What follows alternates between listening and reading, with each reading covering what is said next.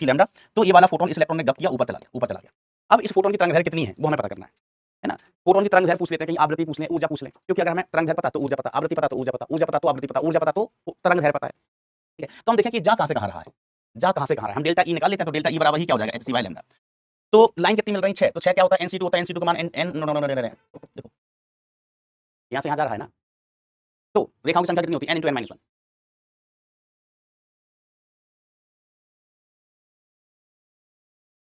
ठीक है, तो n का मान बताओ कितना, n का मान बताओ कितना आया, तो 6 दूनी 12, n का मान नहीं बता रहे भैया, काय मोड़ा, n का मान बता दे, ऐसा ना करो, n का मान बता दे लला, ओ लला पक्का 4, तो n बराबर जैसा आपने बताया कितना आया 4 आया, हम कहेंगे वेरी गुड बेटा वेरी गुड। तो कितनी ऊर्जा लगेगी, ठीक है, n बराबर 1 से n बराबर 1 से n इज इक्वल टू 4 जाना है, तो जो एनर्जी लगेगी बबुआ, delta E is equal to कितना, 13.6 13.6 Z square into 1/1 square minus 1/4 square electron volt में। ठीक है, हमें वैसे तो लैम्डा चाहिए, तो कुछ बात नहीं, इसकी जगह क्या लिख लेंगे अपन, H C by lambda, H C by lambda 13.6 into Z का मान, ये क्या लिख लेंगे अपन, H C by lambda, H C by lambda 13.6 into Z का मान, ये लिथियम आयन है, जेड का मान हो गया 3 इंटू 4 चौको 16 15/16 15/16। ठीक है, एच सी का मान अपन जानते हैं 12420 एस सी का मान लिख लो 12400 नैनोमीटर में, तो 1240 ही कर लो, 1240 नैनोमीटर, 1240 नैनोमीटर इलेक्ट्रॉन वोल्ट। ठीक है, अब एंगस्ट्रॉम में होता तो 12400 कर देते हैं, एंगस्ट्रॉम में होता तो 12400, एचसी का मान हम क्या कहते हैं 12420 या 12400 इलेक्ट्रॉन वोल्ट एंगस्ट्रॉम। अब नैनोमीटर में पूछे जाते हैं तो एक दूरी जीरो कम कर दो, नैनोमीटर इलेक्ट्रॉन वोल्ट। ऐसे ये हो गया लैम्डा, मैंने जो ये 6 है ये इलेक्ट्रॉन वोल्ट में ही ऊर्जा है, ये 13.6 इंटू 9 इंटू 15/16 इलेक्ट्रॉन वोल्ट। तो इलेक्ट्रॉन वोल्ट कर दो, बाबा टिल्लू कर दो, यहाँ से लैम्डा का मान दिन दहाड़े उठवा लेना, लैम्डा का मान बेटा दिन दहाड़े उठवा लेना। सर जी आप पढ़ाओ, होमवर्क ना दो बेटा, होमवर्क हो जानी चाहिए, ये टॉपिक आप केमिस्ट्री में पढ़ते हैं, फिजिक्स में भी पढ़ते हैं, और सवाल आसान है, मेंस वाले हैं, मेंस वाले सवाल है, मेंस का सवाल मतलब आसान सवाल, मेंस का सवाल मतलब आसान सवाल है। हाँ सही कह रहा हूँ, सच सच कह रहा हूँ मैं। अब इसमें तो बेटा कोई समस्या होनी नहीं चाहिए, कोई कठिन सवाल होगा तो हम खुद ही देखेगा। अच्छा देखो इस सवाल को देखो, अब इनमें थोड़ा आइडिया लगाना पड़ता है, आइडिया। हाइड्रोजन परमाणु के n बराबर 2 से n बराबर 1 संक्रमण में निकला विकिरण हीलियम के n बराबर 1 और n बराबर 2 अवस्थाओं से पड़ता है, तो हीलियम आयनों द्वारा इस विकिरण की ऊर्जा से संभव संक्रमण है।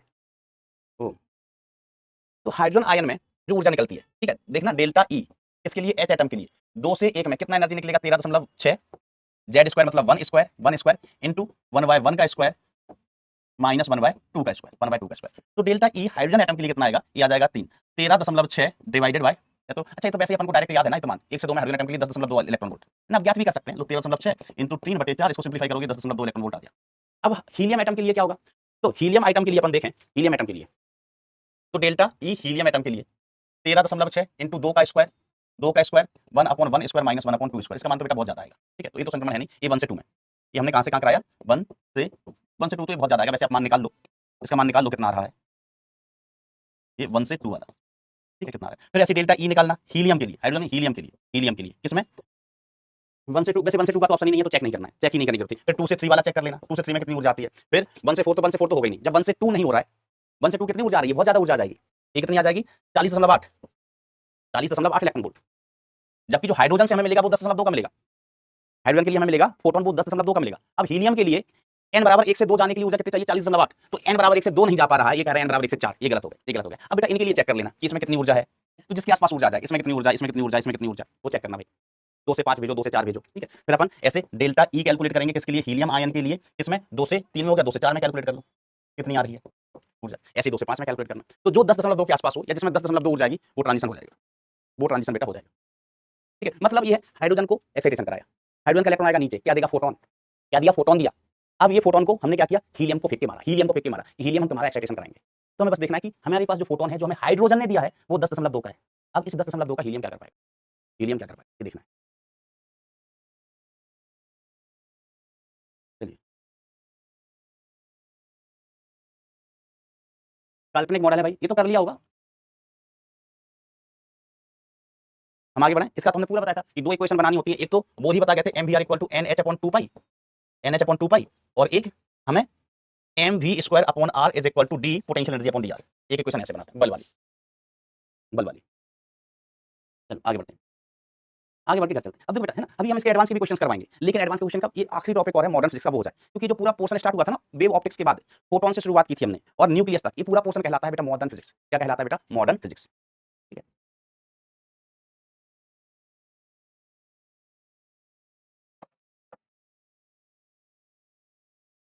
अब देखो बेटा हमने पिछले चैप्टर में क्या किया, पिछले चैप्टर में भाई साहब हमने पढ़ा, क्या पढ़ा, परमाणु। परमाणु, अब हम परमाणु के भीतर जाएं तो क्या मिलता है, परमाणु किस किस से मिलकर बना होता है जरा बताइए, परमाणु किस किस से मिलकर बना होता है जरा बताइए, परमाणु किस किस से मिलकर बना होता है जरा बताइए मुझे। तो परमाणु में बेसिकली क्या होता है, इलेक्ट्रॉन नाभिक। परमाणु में क्या होता है बेटा, अभी तक हम परमाणु पढ़ रहे थे, परमाणु, एटम, अभी तक हम क्या पढ़ रहे थे बेटा, एटम। एटम में दो चीजें होती, एटम में दो चीजें होती है, एक तो होता है न्यूक्लियस, न्यूक्लियस, और दूसरा होता है रिवॉल्विंग इलेक्ट्रॉन, इलेक्ट्रॉन। अब हम इलेक्ट्रॉन को भी गोली मारते हैं, इलेक्ट्रॉन, इलेक्ट्रॉन हमने चैप्टर में पढ़ लिया, इलेक्ट्रॉन n बराबर 1 से 2 में गया, इलेक्ट्रॉन n बराबर 1 से 5 में चला गया, इलेक्ट्रॉन इधर से कूद के उधर गया, इलेक्ट्रॉन उधर से कूद के इधर आया, उत्तेजन हुआ, आयनन हुआ, वो सब हम पढ़ चुके हैं। मतलब हम नाभिक के बाहर की चर्चा कर लिए किसमें, एटम में। एटम में हमने क्या चर्चा की, नाभिक के बाहर की। देख लो यही तो सवाल थे, यही तो सवाल थे बबुआ, यही तो सवाल थे।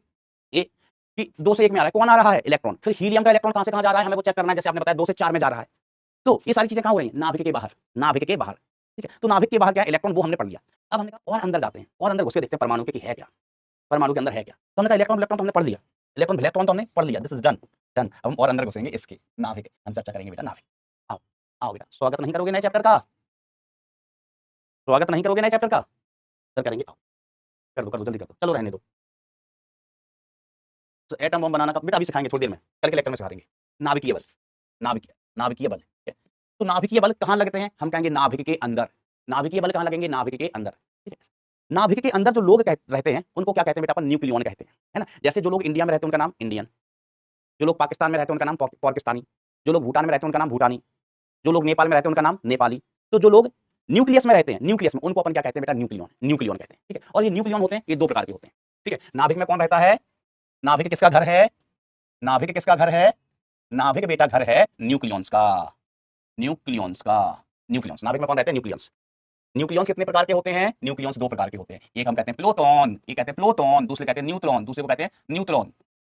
तो न्यूट्रॉन प्रोटॉन दोनों मिलकर कहलाते हैं न्यूक्लियन, और ये न्यूक्लियन क्यों कहलाते हैं, क्योंकि नाभिक में रहते हैं, न्यूक्लियस में रहते हैं, ठीक है। अगर मान लीजिए ये कद्दू में रहते होते तो इनको कहते हैं कद्दूऑन, क्या कहते हैं बेटा, कद्दूऑन, बरोबर। लेकिन ये कहां रहते हैं बेटा, न्यूक्लियस में रहते हैं, इसलिए इनका नाम न्यूक्लियंस है, ठीक है। और 2 प्रकार के होते हैं, तो एक प्रोटॉन और एक न्यूट्रॉन। तो न्यूक्लियन कौन है, प्रोटॉन, न्यूट्रॉन। तो प्रोटॉन न्यूट्रॉन इनके मध्य लगने वाला एक कंबाइंडली क्या कहलाते हैं बेटा, न्यूक्लियन कहलाते हैं। तो इनके मध्य लगने वाला बल क्या कहलाता है बेटा, न्यूक्लियर फोर्स कहलाता है, नाभिकीय बल कहलाता है। क्या कहलाता है, नाभिकीय बल कहलाता है, ठीक है। मैं थोड़ा सा और चर्चा कर दूं, फिर हम नाभिकीय बल में आते हैं, नाभिकीय बल का हम थोड़ी देर में आते हैं। यहाँ पे डाल दिए, हाँ जल्दी कर दिए, थोड़ा सा नाभिक के बारे में तो बताएं, फिर हम आते हैं उसमें। परमाणवीय नाभिक, परमाणवीय नाभिक, तो भाई साहब नाभिक में कौन रहते हैं, नाभिक में रहने वाले लोगों को हम क्या कहते हैं, न्यूक्लियन। नाभिक में रहने वाले को अपन क्या कहते हैं, न्यूक्लियन कहते हैं, न्यूक्लियन कहते हैं। ये 2 प्रकार के होते हैं न्यूक्लियन, एक होता है प्रोटॉन, प्रोटॉन, और एक होता है न्यूट्रॉन, न्यूट्रॉन, ठीक है। चलिए अब किसी भी नाभिक को हम कैसे प्रदर्शित करते हैं, अच्छा ये रहते कैसे हैं, जैसे ये अपना नाभिक, तो कहीं प्रोटॉन, इधर प्रोटॉन, प्रोटॉन, प्रोटॉन, प्रोटॉन, ठीक है। और न्यूक्लियन भी यहीं रहते हैं, इनके साथ साथ रहते हैं, और झगड़ा भी नहीं करते हैं। झगड़ा क्यों करेंगे, पति पत्नी थोड़ी ना झगड़ा करेंगे ऐसा। चलिए अब देखो किसी भी नाभिक को हम ऐसे एक्स से प्रदर्शित कर देते हैं, एक्स से, ठीक है, एक्स से। इधर लिखते हैं जेड, इधर लिख देते हैं ए, इधर लिख देते हैं ए, ठीक है। इसको इस तरीके से बेटा अपन नाभिक को प्रदर्शित करते हैं। तो इसमें कौन सी चीज क्या होती है, तो हमने कहा जो जेड होता है इसका नाम होता है परमाणु क्रमांक, परमाणु, परमाणु क्रमांक, क्रमांक, ठीक है। वास्तव में ये क्या कहते हैं, क्या होती है, ये क्या होता है, number of protons, number of protons. फिर ए को हम क्या कहते हैं, ए को कहते हैं परमाणु भार या द्रव्यमान संख्या, परमाणु भार या द्रव्यमान संख्या, द्रव्यमान संख्या। बेसिकली ये क्या होता है, number of nucleons, number of nucleons, number of nucleons. Basically ये क्या होता है बेटा, नंबर ऑफ न्यूक्लियन। अब हमें नंबर ऑफ न्यूक्लियंस का मतलब क्या हो गया, प्रोटॉन की संख्या प्लस न्यूट्रॉन की संख्या, प्रोटॉन की संख्या प्लस न्यूट्रॉन की संख्या। तो हम ये को ऐसे भी लिख देता है, ये वास्तव में क्या है, ये वास्तव में क्या है, number of proton plus number of neutron, number of neutron, okay, oh my God. चलो आ जाओ। तो अगर हमें नंबर ऑफ न्यूट्रॉन निकालना है, नंबर ऑफ प्रोटॉन तो जेड है, ठीक है, तो इसको हम लिख सकते हैं A is equal to Z plus number of neutron, N N, N N का मतलब हो गया नंबर ऑफ न्यूट्रॉन। तो नंबर ऑफ न्यूट्रॉन हमें कैसे मिल जाएंगे, number of neutron is equal to A minus Z. ये सभी चीज जानते होंगे आप, बहुत आसान है, बहुत आसान है। तो पूरे न्यूक्लियंस में से, पूरे न्यूक्लियंस में से अगर हम प्रोटॉन हटा देंगे तो हमें क्या मिल जाएंगे बेटा, न्यूट्रॉन मिल जाएंगे, क्या मिल जाएंगे बेटा, न्यूट्रॉन, ठीक है। अब देखो बेटा यहाँ पर कुछ कुछ पद आते हैं, अलग अलग प्रकार के पदार्थ होते हैं, बहुत आसान होता है बेटा ये टॉपिक। तो एक हम कहते हैं समभारिक, अलग अलग समस्थानिक, समस्थानिक, समस्थानिक तत्व होते हैं। समस्थानिक तत्व क्या होते हैं, इसको इंग्लिश में क्या कहते हैं, समस्थानिक, इंग्लिश में क्या कहते हैं, आइसोटोप्स। सही लिख रहा हूं क्या मैं, आइसोटोप्स, ठीक है। तो आइसोटोप्स, तो टोप्स में देखना आइसो तो सब में सेम होगा। टोप्स में क्या है, पी, पी का मतलब Z same, number of proton same, number of proton same होते हैं, प्रोटॉन सेम होते हैं, नंबर ऑफ प्रोटॉन सेम होते हैं। ठीक है, बहुत ज्यादा टाइम पास नहीं करना। नंबर ऑफ प्रोटॉन कैसे होते हैं, सेम। तो जिसमें नंबर ऑफ प्रोटॉन सेम है वो क्या होगा बेटा, आइसोटोप्स हो गए, आइसोटोप्स हो गए। दूसरा क्या होता है, समभारिक, समभारिक, समभारिक। ठीक है, इसको अंग्रेजी में कहते हैं आइसो बार्स। चलो समभारिक से पहले सम न्यूट्रॉनिक, शायद यही होता है ना नाम, सम न्यूट्रॉनिक, ट्रॉनिक। तो नाम से क्लियर है, इसको इंग्लिश में बोलते हैं आइसोटोन्स, आइसोटोन्स। तो आइसो तो कॉमन है, टोन्स में एन आ रहा है, एन का मतलब क्या होगा, neutron same, number of neutron same, number of neutron कैसे हो वैसा सेम हो वैसा। ठीक है, एक होता है समभारिक, समभारिक, समभारिक में क्या होता है, इसको इंग्लिश में क्या कहते हैं, आइसोबार्स, आइसोबार्स। ठीक है, मतलब ए सेम, ए क्या होता है बेटा, सेम होता है। ए सेम का मतलब हो गया number of neutron plus number of neutrons plus number of protons, दोनों सेम होते हैं। ठीक है, एक पदार्थ होता है जिनको अपन कहते हैं आइसोडाइफर्स, आइसोडाइफर्स। इसको हिंदी में क्या कहते हैं, कोई बताएगा?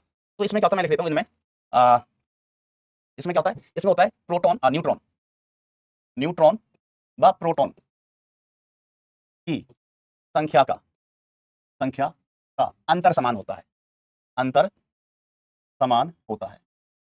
आइसोडाइफर्स में क्या होता है बेटा, न्यूट्रॉन और प्रोटॉन की संख्या का अंतर समान होता है। सम इलेक्ट्रॉनिक तो कैसे, इलेक्ट्रॉन समान हो, सम डाइफर्स कहते हैं। अरे गजब है।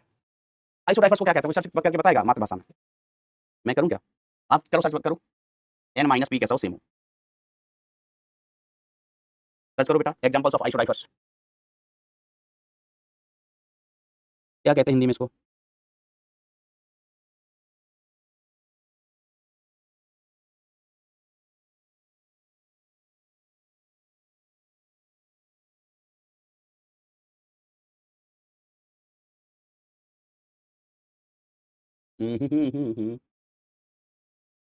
सम, समहारिक नहीं कहते हैं, चलो देख लेना, सम सम, एग्जांपल नहीं, क्या बोलते हैं हिंदी ऑफ आइसोडाइफर्स।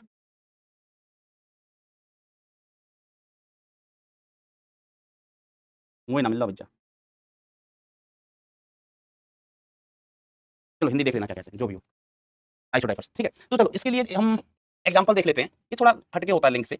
तो इसमें अपन क्या कहते हैं, जैसे हमने एक एग्जांपल लिया यूरेनियम, यूरेनियम 92 238 ना, यूरेनियम के बारे में भी हम चर्चा करेंगे। और एक हमने ले लिया थोरियम, थोरियम में होता है 90 234, 234।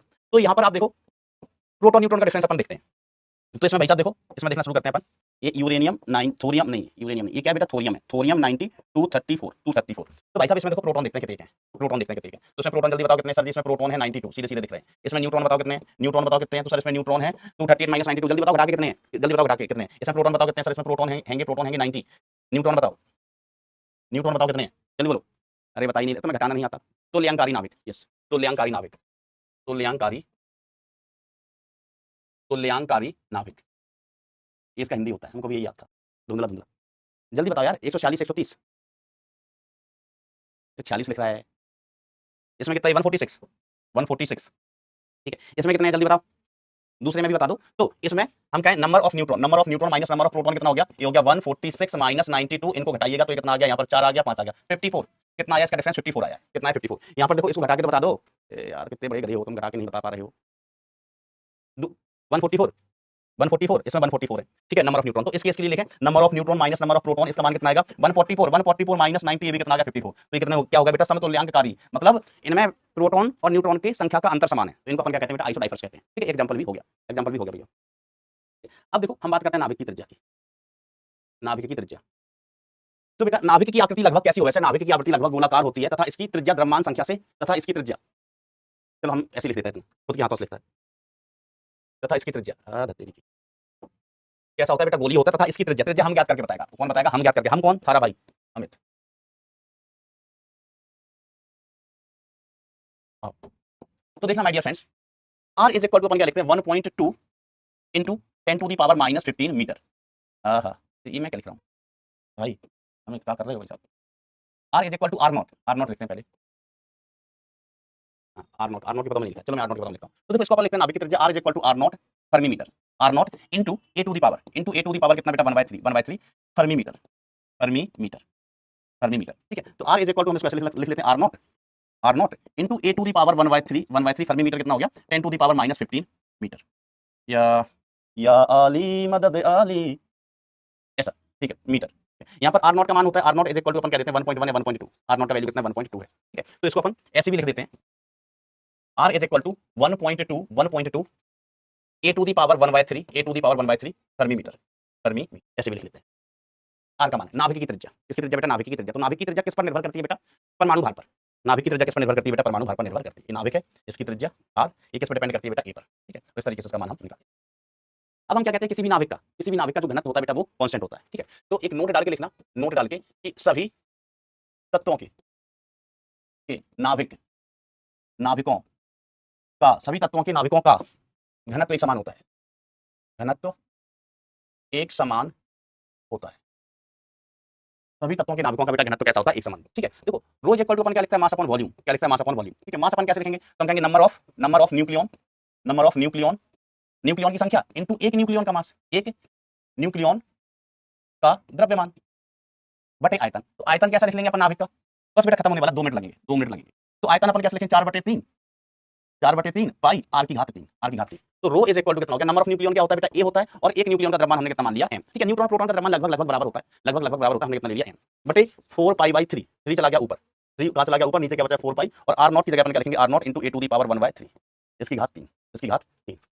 ठीक है, तो रो इज इक्वल टू कितना आ गया? 3am divided by 4 pi r not की घात 3 और a, r नॉट की घात 3 इनटू a। मैंने इसमें कुछ छोड़ा तो नहीं है ना? ये ऑब्वियसली बेटा फर्मी मीटर में रहेगा। ठीक है, किसमें रहेगा बेटा? Fermi metre. चाहो तो 10 टू दी पावर -15 करते हैं, इंटू 10 टू दी पावर -45 हो जाएगा। कितना हो जाएगा? -45। तो अब देखो भाई साहब, ए से ए बाबा टिल्लू, ए से ए क्या हो गया बेटा? बाबा टिल्लू हो गया। तो बेटा जो रो का मान है भाई साहब, जो रो का मान है ध्यान देना, तो रो इज इक्वल टू कितना आ गया? 3m upon 4 pi r not की घात 3 इंटू 10 टू दी पावर -45। ठीक है, माइनस m का बेटा अपन, अब देखो इसमें सब कुछ कांस्टेंट। एक न्यूक्लियन का द्रव्यमान कांस्टेंट, r नॉट कांस्टेंट, इसका मान हमने कहा 1.2 है लगभग। एक न्यूक्लियन का द्रव्यमान लगभग कांस्टेंट होता है 1.6768 इंटू 10 टू दी पावर -27। तो इसका जो रो आता है वो लगभग आता है 10 की घात 17 किलोग्राम पर मीटर क्यूब का, इस ऑर्डर का आ जाता है। तो किसी भी नाभिक का जो घनत्व है, किसी भी नाभिक का घनत्व है वो 10 की घात 17 किलोग्राम पर मीटर क्यूब इस ऑर्डर का होता है। किसी भी नाभिक का जो घनत्व है वो 10 की घात 17 किलोग्राम पर मीटर क्यूब के कोटि का होता है, ऑर्डर का होता है। ठीक है, तो ये पॉइंट याद रखना, नोट जो करके लिखा है मैंने, कि सभी तत्वों के नाभिक का जो घनत्व होता है वो एक समान होता है। किसी तत्व का, सभी तत्व, ऑक्सीजन, आयरन, सोना, चांदी, च्यवनप्राश नहीं, सोना, चांदी, प्लेटिनम, कोई भी, हीलियम, ऑर्गन, नियम, कोई भी तत्व ले लो, हर एक तत्व के नाभिक का घनत्व समान होता है भाई साहब। ऐसा नियम है। अब खेल जा बच्चा, थम्स अप। आज के लिए देखिए,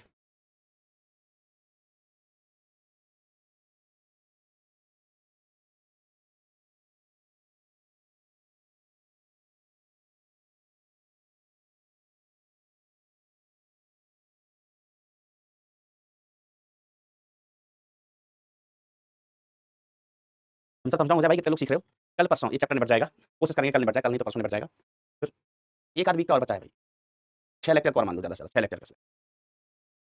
एक्स रे सिलेबस में आता है कि एक्स रे सिलेबस में आना है, होगा तो पढ़ा देंगे, आधे घंटे 1 घंटे का टॉपिक है, क्या दिक्कत बात? पहले हुआ करता था, पहले ट्रांजिस्टर भी होता था, वो भी हट गया है।